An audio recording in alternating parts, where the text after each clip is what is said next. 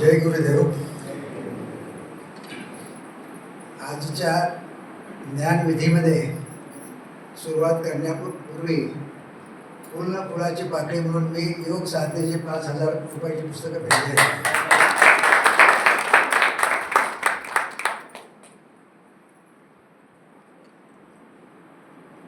आयुष्यामध्ये मला ज्या अनेक संस्थांनी उभं केलं त्यातीलच एक संस्था म्हणजे योग विद्याधाम प्रतिष्ठान, नाशिक आणि औरंगाबाद. पूर्वीचं आजचं छत्रपती संभाजीनगर. औरंगाबाद जात नाही. त्याचे अध्यक्ष, आमच्या कॉलनीचे व्यवस्थापक, सगळ्या क्षेत्रातले, या विद्याधाम संस्थेचे सर्व पदाधिकारी आणि उपस्थित सर्व मान्यवर बंधू आणि भगिनी, मला बोलवलं मी आभार मानणार नाही. कारण हे काम आपण जे करता हे आभाराच्या पलीकडे आहे. माणसाच्या आयुष्यामध्ये ताईंनी सांगताना सांगितलं, परिचय करून देताना, की माणसं सगळेच स्वप्न बघतात. स्वप्नाचा पाठलाग करण्यासाठी जसं आपण बघतो आकाशामध्ये गरुड झेप घेतो ना, गरुड झेप घेत असताना पंखांना तो आतून शक्ती देत असतो की आपल्याला तिथपर्यंत जायचे प्रयत्न कर. माझ्या जडणघडणीमध्ये लाखो असे मदतीचे हात आहेत. आज मी जो काही आहे त्यात ज्यांच्यामुळे मी उभा राहू शकलो त्या सर्वांसंबंधीची कृतज्ञता मात्र 100% 24 तास माझ्या साथ असते. पण माझ्या आयुष्यामध्ये फार मोठं काम, मला मशीन बिघडलं की तंदुरुस्त करणं किंवा त्यांना पुन्हा नीट करण्याचं काम आपण मशीन दुरुस्तीकडे जातो. हे शरीर सुद्धा परमेश्वराने दिलेलं स्वयंचलित असं यंत्र आहे. आणि या यंत्राचं शरीर आणि मनाचं स्वास्थ्य बिघडलं तर काय होतं हे आपण वेगवेगळ्या क्षेत्रात काम करत असताना अनुभवतो. तशीच माझी अवस्था झाली होती. पण योग साधनेने मला तंदुरुस्त करण्याचा प्रयत्न केला हे मी सांगणार आहे. पण मी सुरुवातीला सरांना म्हणालो, जेव्हा सरांना, मला भाषण करण्याची सवय फार राहिली नाही, मी करत नाही. लेखकाने लिहितं राहावं. लेखकाच्या वतीने त्याची पुस्तकं बोलत असतात. लेखक जर बोलायला लागला तर वाचकांना काय आवडतं, कसे विनोद करावे, कसे फेकाफेक करावी, लोक कसे असतील, खरं किती सांगावं, खोटं सांगा, ही भीती मनात वाटायची की आपण झालं तर मग आपल्यातला लेखक बिघडण्याचा धोका आहे. आणि माझे गुरुवर्य भालचंद्र नेमाडे यांनी लिहून ठेवले, प्रत्यक्ष सांगितलंय त्यांनी सगळ्यांनी की लेखकाने लिहित राहावं, बोलण्याच्या फार मागं लागू नये. बोलण्याच्या मागे लागायला लागले की लोक तुम्हाला बोलवतात, बोलायला या. आणि मग बोलायचं असलं तर कसं बोलायचं, मग ते प्रसंग बघून मग ते सुरू होतं. आणि त्यात आणखीन एक अडचण असते की जर बोलवलं, समजा मला नांदेडच्या माणसाने बोलायला बोलवलं, अर्धा घंटा 1 तास बोलायला, जायचं वेळ, यायचं वेळ, शारीरिक प्रवास, थकवा, पूर्वतयारी आणि परत आल्यानंतर थकवा विसर्जन 2-3 तास जातात, 2-3 दिवस जातात. त्यामुळे मी सातत्याने अनेक वर्ष माझ्यापुरतं की, पण अलीकडे ज्या साधनेने मी नीट राहिलो किंवा ज्या साधनेने मला कर्तव्य साधना म्हणून आयुष्यात काम करता आलं, महाराजा सयाजीराव गायकवाड, त्या 2च गोष्टींच्या बाबतीत मी ठरवलं की बोलवलं तर शक्यतो नकार द्यायचा नाही. आणि जवळ सरांनी जेव्हा मला विचारलं आणि ते सुद्धा योग विद्या प्रतिष्ठान सारख्या साठी बोला, तर मी त्यांना म्हटलं की मी बोलेल, परंतु मला माझं बोलणं कदाचित थोडं विस्कळीत होण्याची शक्यता आहे. कारण एकदा आपण सर्वजण योग धाममध्ये आपण काय शिकतो किंवा आहार, योगासन, प्राणायाम काय शिकतो आपल्याला सगळ्याला माहीतच आहे. तर मी माझ्या प्रवासाच्या अंगाने सांगण्याचा प्रयत्न करणार आहे की माझ्यामध्ये बदल कसा कसा होत गेला. आता काही आजच्या काळामध्ये नाही, पण आमच्या काळामध्ये गरिबी हे आमचं सगळ्याचं सार्वजनिक जीवन होते. खेड्यापाड्यामध्ये गरिबी ही सगळ्यांचीच होती. आणि शाळा ज्या काळाचं मी सांगतोय त्या काळात शाळा म्हणजे खानगी शाळा होत्या, गावठी, त्याला काही ठिकाणी गावठी म्हणायचे, काही ठिकाणी खानगी म्हणायचे. आमच्या गावामध्ये शाळा नसल्यामुळे खानगी शाळेमध्ये कसं तरी 1-2 वर्ष आम्ही मित्र, प्रत्येक गावामध्ये एक हे असते, त्याला काय म्हणायचो आपण, गावामध्ये कार्यक्रमाला त्याला एक बांधलेलं असतं चावडी. बघा मला ते शब्द विसरले अलीकडच्या. चावडीमध्ये शाळा भरायची आणि गुरुजीला शेरभर धान्य द्यायचं महिन्याला. पहिले 1-2 वर्ष कसं तरी झालं, ते गुरुजी पण पुढं सोडून गेले. काय कळा सुचेना. आम्ही 5-7-8च मुलं होतो शाळेमध्ये. दुसरी नंतर बंद पडल्यानंतर काय करायचं म्हणून मी पळशी शहर इथं आहे, औरंगाबादच्या शहर पळशीला मावशीकडे आलो. मावशीच्या गावात शाळा नव्हती, मावशीच्या गावात गुरुजी होते, तिथून ते मांडकेले घेऊन जायचे आम्हाला चालत सकाळी. तिथले 4-5 पोरं तिकट 8 पोरं. तिथं मी 2-3 महिने राहिलो. आमचे काका, आता आपल्याकडे सगळीच माणसं तापट साधे असतात, आमचे काका तापट होते आणि त्यांच्याकडून काहीतरी चुकी झाली. पोलीस त्यांना घेऊन गेले आणि घाबरून मी मग गावाकडे पळून गेलो. पुन्हा 1 वर्ष घरी बसलो, काही करता येईना. असं पहिल्या-दुसऱ्या वर्षात 4 वर्षे गेले आणि शेवटी काय करावं सुचेना. माझे आजोबा म्हणाले, कारण पिंपरी राजाला एक मावशी आहे, त्या मावशीच्या गावाला जाता येईल का? मी म्हटलो हो चालेल. आणि आजोबांनी मला त्या गावात आणून सोडलं. पिंपरी राजा हे चितेगावच्या पलीकडे. मावशीच्या गावामध्ये मी दुसरीच्या शेवटी आलो होतो 2 महिने. नंतर 3रीला राहिलो, 4थीला राहिलो. शाळा खूप चांगली होती. गोडबोले सर ते इतके चांगले होते की मला मातीपासून गणपती करा, मातीपासून मूर्ती तयार करा, वर्गात बोला. जो एखादा मुलगा चांगलं काम करील त्याला मी वर्गाचा मॉनिटर नाही, त्याला मंत्री म्हणायचे, मंत्री करील. बाग केली, बागेचं काम करेल तो बागेचा मंत्री करील. असं सगळं सुरू झालं. तर आम्ही मित्र बोलायचो आणि एका मित्राला जे तुला काय व्हायचं आहे, मी म्हणतो मला मुख्यमंत्री व्हायचे. तो हसायला लागला. म्हणलं का? नाही वशील म्हणे तुला, पण आम्हाला माहीत नाही, पण तुला आता काय येतं मला माहीत आहे म्हणे. आणि संस्कार जे गोष्ट असतात, लेखनाचे, वाचनाचे, शिक्षिका सरांची मला आजही आठवण येते. गोडबोले सर, चुकून म्हणलं, शिक्षिका हायस्कूलला होते, गोडबोले सर होते. गोडबोले सर साध्या गोष्टी करायचे आणि सांगायचे की मुलांनो, दिवसभर तुम्ही काही पाहिलं असेल तर दुसऱ्या दिवशी निघून आणा किंवा सांगा, गार्डनमध्ये काम करा. हा जो संस्कार होता छोट्या मोठ्या गोष्टींचा, पिंपरीच्या 3रीमध्ये झाला. 4थीमध्ये गोडबोले सर म्हणाले, जो पोरगा पहिला येईल ना केंद्रामध्ये त्या पोराला स्कॉलरशिप मिळेल आणि मी त्याला एक पुढच्या वर्षीचे कपडे शिवून देईन. शाळेत कपडे शिवून घेण्याचा खर्चही आम्हाला शक्य नव्हता. आमच्या 3-4 मित्र स्पर्धा लागली. हुशार होते 3-4 मित्र. मी शाळेत येण्यापूर्वी वर्गात 1-2 येणारी मुलं होते, पण मी त्या शाळेत आल्यानंतर ते 2 मुलं म्हणाले की हा पोरगा काय करतो माहीत नाही, काय करेल नंतर. कारण 3रीला मला मार्क बरे पडले होते आणि 4थीच्या परीक्षेमध्ये आम्हाला सरांनी नाटक कसं म्हणावं, भाषण कसं करावं, आमच्या शिक्षिकाबाई मुलांना मुद्दे लिहून द्यायच्या. म्हणजे हे जे संस्कार, ज्ञानाचे संस्काराची सुरुवात शाळेमध्ये कशी होऊ शकते त्या बाईंनी सुरू केली. आणि 4थीच्या बोर्ड परीक्षेमध्ये परीक्षा झाली त्यांनी विचारलं कोण कोण पाहिले, त्यांनी हात वर करा, आमच्यावर घेतले. 3-4 पोरांनी हात वर केलं. ते म्हणाले ठीक आहे 3-4 आहेत, परंतु एकच येईल कुठेतरी आपल्या इथला. गावाकडे गेलो.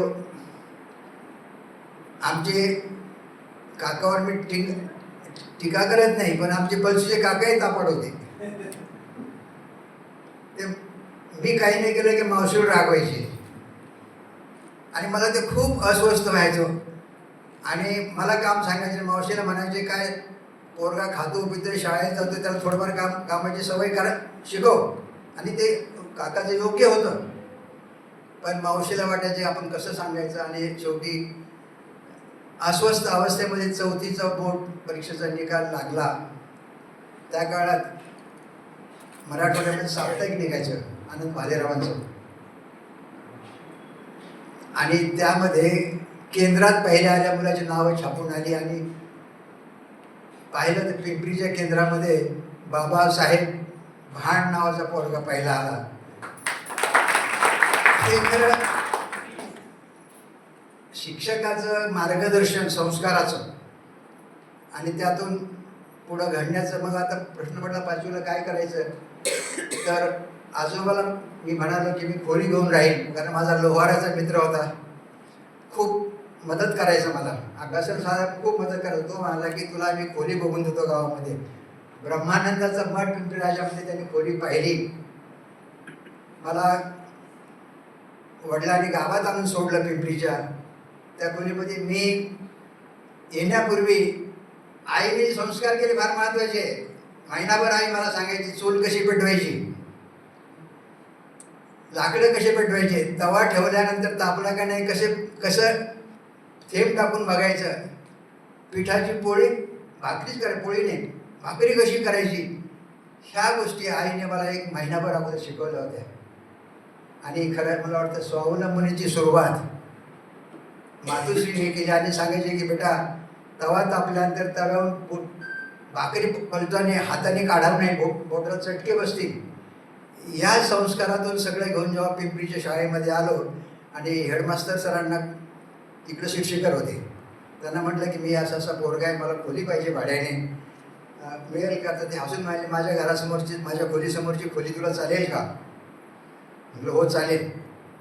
आणि ते म्हणाले पण तुला एक काम करावं लागेल, तू जर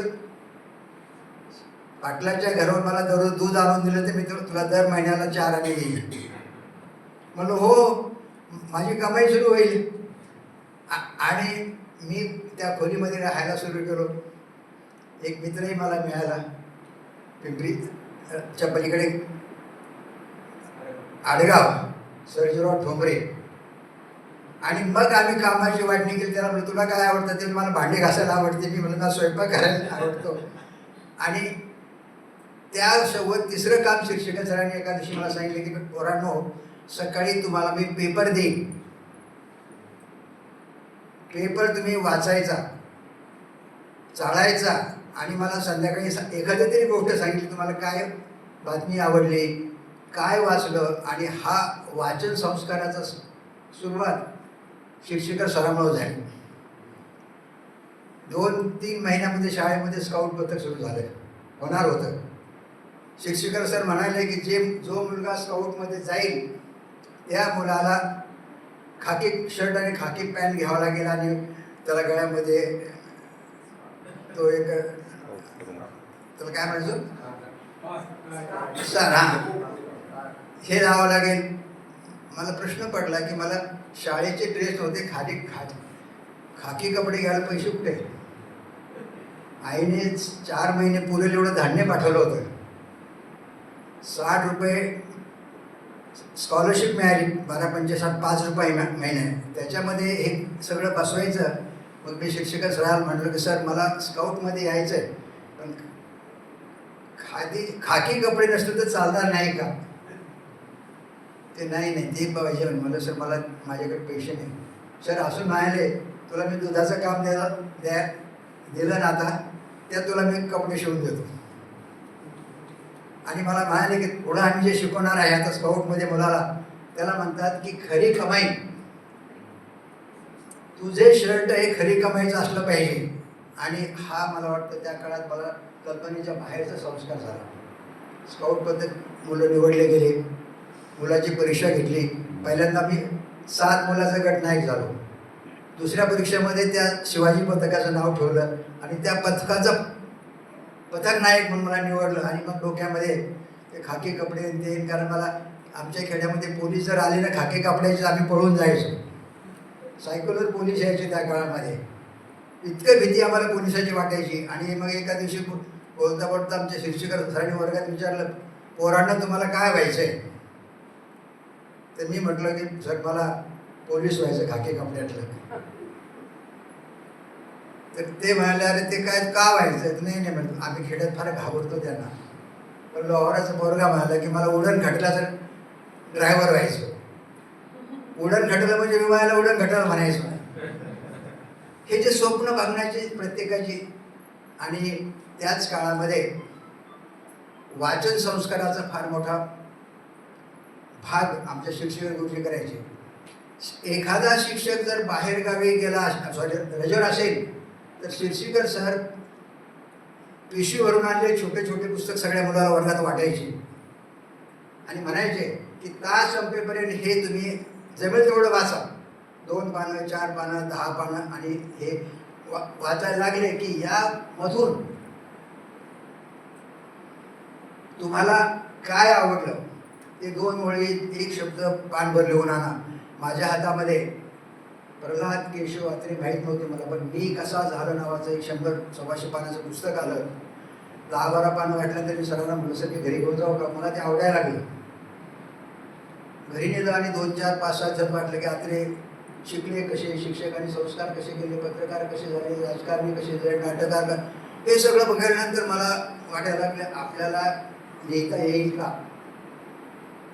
आणि गुरुजींना न सांगता मी बाजारात गेलो आणि एक 40 पानाची वही आणली आणि आमच्या खेड्यातलं सगळे लिहायला लागलो. खेड्यात काय आता गाव सरांना आपल्या गायकवाड सरांना किंवा बहुतेकांना माहीत आहे चॉकलेटचे दुकान नव्हते. गोड आणि शेंगदाणे खावं लागायचे. पैसे नसले की कापूस चोरून नेऊन दुकानात विकायला लागायचा. एक एक एक प्रसंग मी लिहायला सुरू केलं. ही गोष्ट आहे 5वीच्या शेवटी. आणि 6वीला मी जवळजवळ 80% ती वही लिहिली आणि माझ्या वडिलांचं अपघाती निधन झालं. ती वही मी भीत शिक्षिका सरांना दाखवली आणि वाचून ते दचकले. म्हणले बाबासाहेब होते त्यावेळेस, तुझ्यात लेखन गुण आहे. तुला जर काही स्वप्न बघायचे असेल तुला काय व्हावं वाटतं? तुम्ही म्हटलं सर मला लेखक व्हावं वाटायला लागलं. आता पोलीस नको, डॉक्टर नको, इंजिनियर नको, मला लेखक व्हायला पाहिजे. तर ते म्हणाले चांगलं आहे, त्यासाठी तू पुस्तकं वाचायला सुरुवात कर. आणि ही 6वीची माझी वाचनाचा संस्कार, स्काउट पथकाचा संस्कार. त्या स्काउट पथकाचा मी पथक नायक झालो आणि आम्हाला शिकवलं की मुलांनी 8 दिवस स्वतः मिळेल ते काम करायचे, त्याला खरी कमी म्हणायचे. आम्ही पिंपरीच्या पाटलाच्या घरी गेलो, सखाराम पाटलाच्या घरी, आणि म्हटलं आम्ही स्काउटचे पोरं आहे, आम्हाला काम करायचं, कोणतंही काम सांगा. तर मला आणि लोहाराच्या पोराला दिली. त्यांचं समोरचं ड्रेनेजचं हे होतं, घरातलं पाणी तर घाण साचतं, म्हणजे याच्यातला कचरा घाला. मी आणि लोहाराच्या पोरांनी तो सगळा घाण बाहेर काढली आणि पाटलाने 10,000 रुपयाचे 2 नोट हातात ठेवले. मी त्यांना म्हटलं की एवढंचं काम नाही आहे. आमच्या सरांनी सांगितलं जेवढं काम तेवढं दाम. आम्ही काम केलं एक अर्धा घंटा 1 घंटा, तर आम्हाला जास्तीत जास्त 2 रुपये द्या. एक रुपया मला द्या, 1 रुपया लोहाराच्या पोराला द्या. ते नाही कशाला काम कर, गुरुजीला सांगा काम केलं, खोटं सांगा. म्हटलं गुरुजींना खोटं सांगायचं नाही. आणि त्यांचे पैसे परत दिले, फक्त 2 रुपये घेतले, याच्यावर लिहिलं. हा जो संस्कार, जगण्यातला संस्कार पहिला खरे कमाईचा या स्काउट पुढं झाला. आणि माझ्या आयुष्यामध्ये वाचन आणि स्काउटच्या संस्काराने खूप मोठा बदल झाला. आणि मला स्वप्न पडायला लागलं की आपण आता लेखकच झालं पाहिजे. 7वीचे बोर्ड प्रसंग असाच आहे. हेडमास्टर म्हणाले की जो पोरगा 7वी बोर्डमध्ये पाहिजे त्याला 8वीचा खर्च मी करेन. वर्गातले 4 मुलं पण आम्ही उभा राहिले. सर्जराव होता, सुरेश होता, रमेश होता, हुशारच पोर होते. ते म्हणाले अरे 4 पोरं होणारच नाही ना, एकच येईल. मग तिघं बसले. माझा पैसे भरायचं काम गुरुजीने केलं. केंद्र चिकलठाणा होतं. चिकलठाण्याच्या ठिकाणी परीक्षेला आलो. शेवटचा पेपर चालू असताना पाणी पिताना पुरवणी भिजली. मी रडायला लागलो. खिडकीतून एका साहेबांनी बघितलं. ते कोण होते त्यावेळेस माहीत नव्हतं, पण ते लेंबे सर होते, उपशिक्षणाधिकारी, सातवी बोर्डचे चेअरमन. ते आत आले, म्हणजे पोरा का रडतो? तर मी म्हटलं सर, मी गुरुजीला सांगितलं की मी जिल्ह्यात पहिला येणार आहे, माझी पोरगी भिजली, ते शक्य नाही. ते हसले. गुरुजी म्हणाले की या पोराला 2 पानं लिहू द्या. कोणत्या शाळेचं आहे? पिंपरीच्या. 1.5 महिन्याना लेंबे सर पिंपरीत आले आणि म्हणजे पोरा तू जिल्ह्यात पहिला आलेला आहेस. आणि ते मला म्हणाले की तुला आता पुढे जेव्हा अडचण येईल, संकट येईल, तेव्हा तू माझ्याकडे ये. मी औरंगाबादला असं राहतो. पुढे फक्त मी एक घटना सांगून पुढे जाणार आहे. 8वीमध्ये राष्ट्रपती पदक मिळालं. दिल्ली आणि तो जो संस्कार आहे. 10वीला जागतिक स्काउट जांबोरीसाठी दिल्लीला परीक्षा झाली. भारतातले 100 मुलातून 5 मुलं निवडले. त्यात मला निवडलं गेलं आणि त्या 5 मुलातून पुन्हा पदक नाही, पण मला निवडलं. अमेरिकेला जायचा खर्च भारत सरकार करणार होतं. फक्त प्रवासाच्या बॅगा आणि कपडे पोरांनी केले पाहिजे. ती करण्याची ऐपत नव्हती. पिंपरीच्या शाळेच्या माझ्या मित्रांनी, मुलांनी, शिक्षकांनी त्या काळात ₹2, ₹4 करून 2,000-2,500 रुपये जमवले. त्यामध्ये कपडे, बॅगा घेऊन आम्ही जग प्रवास करून परत आलो. ही गोष्ट संस्काराचीच गोष्ट होती. कॅम्प संपल्यानंतर एका कुटुंबाच्या घरी 3 दिवस राहिलो. बाईचा नवरा मोठा कारखानदार होता, टायरचा कारखाना होता. मुलगा बाहेर शिकत होता. मुलगी मॅट्रिक पास झाली होती, परंतु उन्हाळ्या सुट्टीत कामाला जात होती बाहेर. मला कळलं, श्रीमंताची मुलगी कामाला जाते. तिच्या आईला म्हटलं काय काम करते, मला घेऊ, आपण जाऊ. दुपारी गेलो तर एका हॉटेलमध्ये ती वेटरचं काम करत होती. मी तिला विचारलं की ताई, हे तू काम का करतेस? तुझ्या वडिलांकडे पैसे नाही का? ती म्हणाली की मला माझ्या कमाईची स्कूटर घ्यायची. माझे वडील मला कार घेऊन देतील, पण ते महत्त्वाचं नाही. तर अमेरिकेमध्ये मुलं हे करतात, हे माझ्यासाठी तो खूप वेगळा प्रसंग वाटला की नाही, आपण स्वतः कमाईसाठी, आपल्या स्वप्नासाठी आपण प्रयत्न केला पाहिजे. आणि 10वीला मार्क बरे पडले. 78% मार्क पडले. सरस्वती भवनला ॲडमिशन घ्यायला गेलो. शंकरराव चव्हाणांचे पुतणे नारायणराव चव्हाण जे होते, त्यांचे चिरंजीव डेमॉन्स्ट्रेटर होते. माझे मार्क पहिले म्हणजे तुझे 78% मार्क, तू कला शाखेला का चालला? डॉक्टर, इंजिनियर होऊ शकतोस. म्हटलं सर, मला लेखक व्हायचं आहे. ते म्हणाले मूर्ख आहेस का? वडिलांना घेऊन येऊ द्या. म्हणलं सांगितलं की वडील 6वीलाच असताना वारले. आई गावाकडे आहे.